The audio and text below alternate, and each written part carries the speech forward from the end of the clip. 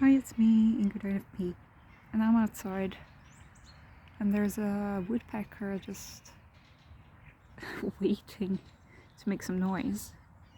He's just been standing there on this tree without doing anything.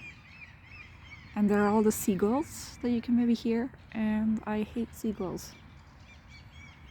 Oh, okay. The woodpecker flew to another tree, so maybe we won't hear him. Oh, he's going to the ground.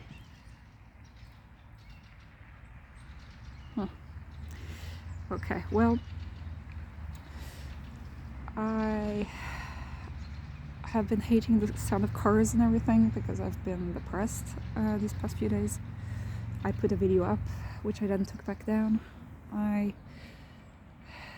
It ends up I was on my period. I felt like a 9 out of 10 on the Schumann badness scale, so basically I was feeling almost at my worst. I felt good enough to like make a video, but then like that took all of my energy and then I couldn't do anything anymore. So today I did the laundry, I showered after not having showered for like 5 days. I did the dishes, I did all these things, and then I got the hot chocolate, and so I'm pretty proud of myself for getting back up. Yeah, the seagulls though are really annoying. They come up like it's going to only get worse and worse because during the summer it gets light at like 3 a.m. here, 2 a.m. Right now it gets light at like 5 or 6 in the morning, so that kind of sucks too. And they're making babies, and the babies are really annoying because, well, it's not the babies that are annoying, it's the parents. as with humans. And yeah, I wish I didn't live in a town that had seagulls, but that's life, I guess.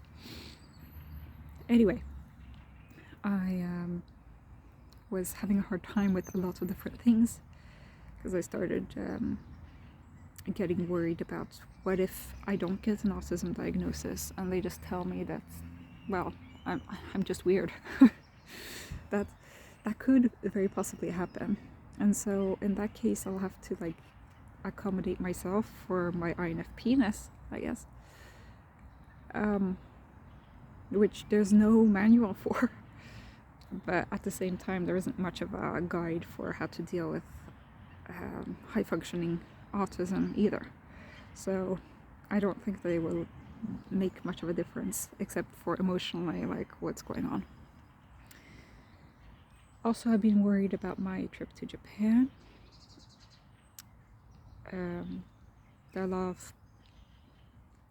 I really want to go, but I decided that if I'm going to be going alone, I'd rather go to Scotland first. If Von Pete decides to go, then I'll definitely go. But it's like I can't. Going all alone to a place without knowing anybody there, I think is a bit too big of a step. So if I have somebody to show me around, then things will get better. Otherwise, if I'm going to really be going all alone, then and not know anybody, then it's better for me to go to like a place closer by where people speak a language that I know. So I have a plan B in case the Japan thing doesn't go well. I hope for the best, of course. I really want to go. I've been looking up at all of these places to go to. I'm trying not to be too ambitious. I'll probably just try to do Tokyo, Kyoto, and maybe Hiroshima, maybe Takayama, which is the cold place, and but it also has cool architecture, so I think that would be cool. And maybe maybe like a day trip in the Tokyo area, like in the nature around. Either that or maybe go to one of the Studio Ghibli thingies. I don't think that that will work out though, so probably rather go into a forest or something rather than rely on these attractions that are super hard to get tickets for. I do. There are a lot of things I want to do, but it is making me happy more than stressed to think about it. So I'd rather focus on that than focus on the other things that are stressing me out in life. And my supervisor has been ill, so she supports me while I try to support her, and it's good. I also think that the weather getting better is going to make me feel better. So things are going in the right direction. Next week is my last week at the emergencies, and that will be pretty cool. Because then I can go back to my GP clinic where I know everybody and where I am kind of like, the expert in my situation, People come to me and ask questions, and it's not like I'm like always lost. At the same time, the psychiatric clinic said that they miss me because I did basically everything that people told me to do, and then I was also friendly and kind in the coffee room, and I laughed at the senior doctor's jokes. So I guess that's what made me successful at my job there. I don't know. It's rather that I need to get back to my home job, like at the GP clinic, because all of my patients there really want to see me again. So that's nice. But it's like I'm still as stuck as to what to do with those patients as before I left for psychiatry. So yeah. And there are certain patients I just call, like a nurse will come to our team at work and say, like, let's try this, and maybe somebody else should meet this patient. And then I'm like, no, it's okay, like I can call this person. I don't have any times to book, but I will call this person. It's more effective that I know who this person is, even if I don't like doing extra work. It's kind of nice to know that these patients trust me, and the nurses trust me, and I can do a good job. The only thing is that right now at my work, my ESFP colleague, who always brings so much joy to the workplace, she is going to work as like a doctor for hire, like private, for 3 months, which is really on point. I mean, she wants to get a lot of money so that she can get a big expensive wedding. But like, then I'm left all alone, the only young female doctor at this workplace. And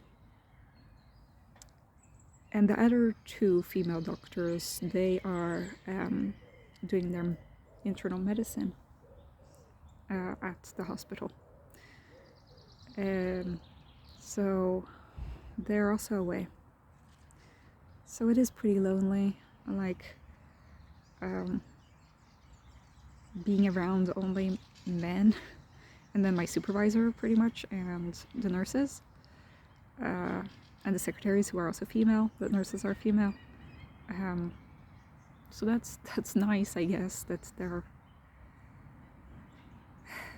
are people who understand all around, but you know, the nurses still have old-fashioned ideas of how life should be, and I'm like very strange to them, you know. So I guess that's basically it's only there's that ESFJ nursing assistant who is kind of like my mother, you know, but um, but it's not like she's a colleague or like a friend. Oh, I think I heard the woodpecker. Okay, well, the woodpecker left, I don't know.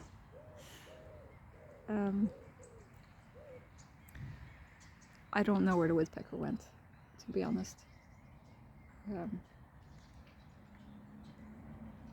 are a lot of birds around. Back when I lived in the south of Sweden, there were tons of birds. And it was almost creepy, the amount of birds, because I got, you know, I've seen the movie The Birds by Hitchcock, and that that traumatized me. And there were tons of crows, or ravens, depending on what you will call them. And not to hate on my own species, you know, but like, they were loud, and they pooped everywhere. And it was nice to see them. There were like tons of them. But it was like every branch on every tree, every morning and every evening, they would do this some kind of migratory pattern. Like, I guess they'd go towards the fields, and then they'd stay in the city during the day, or during the night, I mean. And during the day, they would go and eat all of the stuff in the fields, and then they would come back. And that could be a lot of birds in the sky at the same time. So here instead I have seagulls, which is not much better, you know. I grew up in a city in the mountains in France, and the only birds I saw basically were pigeons and sparrows, and possibly I would see some other small bird. But that place in the south of Sweden where I was a marsh, so there would be a lot of like water birds and birds that would walk on ground. So you would see the heron, and you would see a lot of those kinds of birds, but not as many seagulls because it wasn't near the ocean. Spoiler alert, I live close to the ocean, you could say. But then again, most of Swedish towns are close to some body of water of some kind. If it's not the ocean, it's a lake, you know.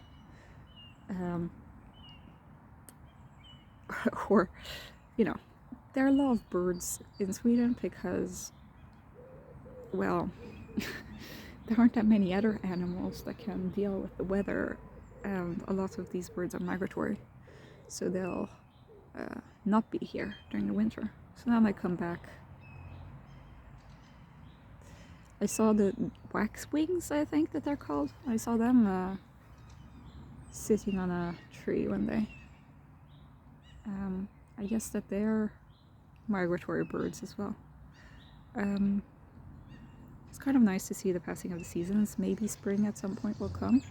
At the moment, there's no leaf on the tree, like zero.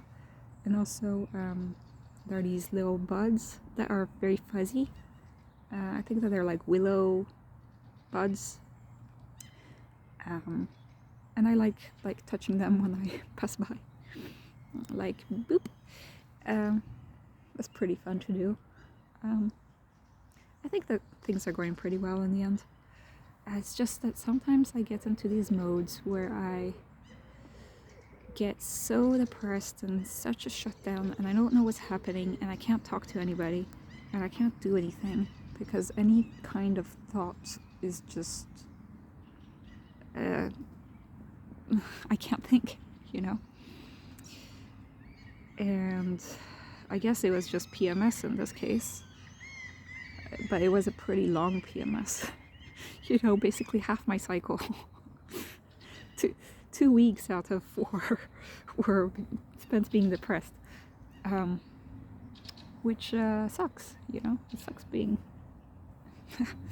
having a female cycle. But that's how it is, at least.